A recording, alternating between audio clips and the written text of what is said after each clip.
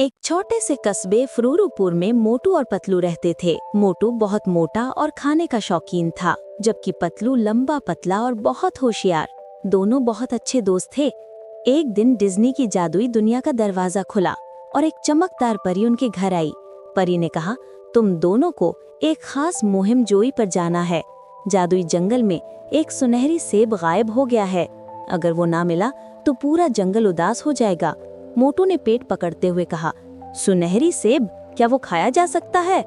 पतलू हंस पड़ा। मोटू, पहले ढूंढे फिर खाने की बात करेंगे। दोनों जादुई जंगल में पहुंचे। वहां रंग बिरंगे परिंदे, नाचते हुए जानवर और झरने से दूध बहता था। अचानक बुरा जादूगर जानचोर आ गया। उसने सुनहरी सेब छीन लिया था।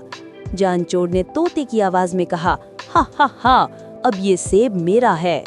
मोटू भागा लेकिन गिर पड़ा। पतलू ने फौरन प्लान बनाया। उसने मोटू को कहा, तुम अपना पेट फुलाकर उसे रोको, मैं पीछे से सेब छीन लूंगा। मोटू ने जोर से सांस ली और इतने बड़े हो गए कि जानचोर उनसे टकरा गया। पतलू ने छलांग लगाकर सुनहरी सेब छीन लिया। जादूगर भाग गया और कहता रहा, मैं फिर आऊंगा।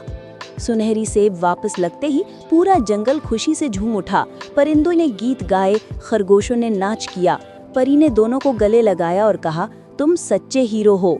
मोटू ने सेब को देखते हुए पूछा, अब खा सकते हैं? पतलू ने हंसते हुए कहा, नहीं मोटू भाई, ये तो जादुई है। दोनों हंसते खेलते घर वापस आ गए। फरूरुपुर में सब ने तालियां बजाईं। दोस्तों, मोटू पतलू की दोस्ती हमेशा जीतती है। खुशी खुशी रहें, जादू जैसे ख्वाब सजाए रहें।